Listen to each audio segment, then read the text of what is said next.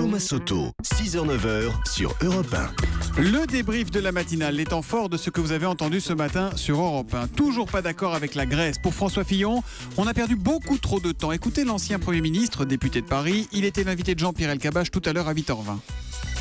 Depuis 2010, c'est le 13e sommet de la dernière chance consacré à la Grèce. Ce que je constate, c'est qu'avec le gouvernement de M. Tsipras, on a perdu 6 mois, que l'économie grecque était sur le point de remonter, que la croissance revenait, que ces 6 mois ont été 6 mois pour rien, et surtout que l'Europe perd du crédit à ne pas décider. François Fillon, invité de Jean-Pierre Elkabbach ce matin sur Europe 1. Paris va être officiellement candidate au JO 2024. Et j'ai donc demandé au judoka Teddy Riner s'il souhaitait devenir le porte-drapeau de ces Jeux. Écoutez, c'était à 7h45 dans l'interview Vérité d'Europe 1. Ça me tiendrait à cœur parce que, voilà, me battre pour que Paris ait ces Jeux Olympiques, c'est vraiment quelque chose de... Ça serait un honneur d'emmener une belle délégation chercher une belle moisson de médailles. Avec un Teddy Riner qui serait donc entraîneur en 2024 ? Ah, pourquoi ? Parce que je m'arrête à rien. Je ne sais pas de quoi demain est fait, mais c'est sûr que je serai dans quelque chose en 2024 parce que je vais être au plus près de ces Jeux. Teddy Riner porte-drapeau, ce serait mérité, écrit Pensée by Olivia sur Twitter avec le hashtag un matin. Et puis il a aussi parlé de la magie des Jeux Olympiques. Oui, il y a bien une magie des Jeux. Teddy Riner a raison, en Savoie on peut en témoigner. Vive Paris 2024. Et ça c'est Michel Barnier, ex-commissaire européen et largement organisateur des Jeux de 92 à Albertville, qui nous l'écrit sur Twitter.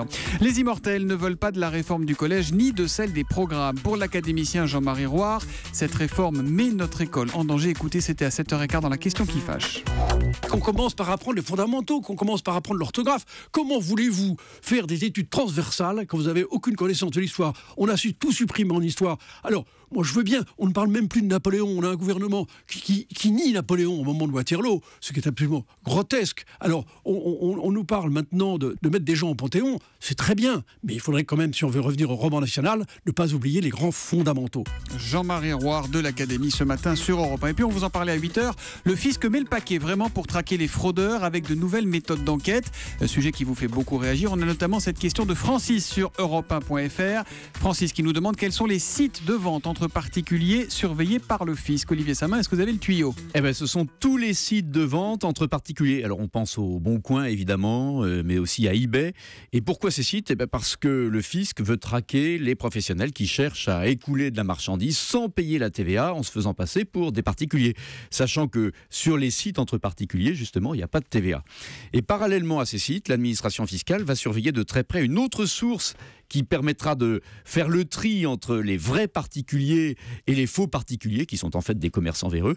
Cette autre source, ce sont les services de paiement en ligne du type PayPal. Et cette lutte tous azimuts contre les fraudes fiscales rapporte, ça sera sans doute 19 milliards 300 millions pour l'année 2014. Merci Olivier Samin du service économique d'Europe 1. Vous continuez à réagir avec le hashtag un matin sur Twitter, donc sur europe1.fr ou en nous appelant tous les jours au 39 21.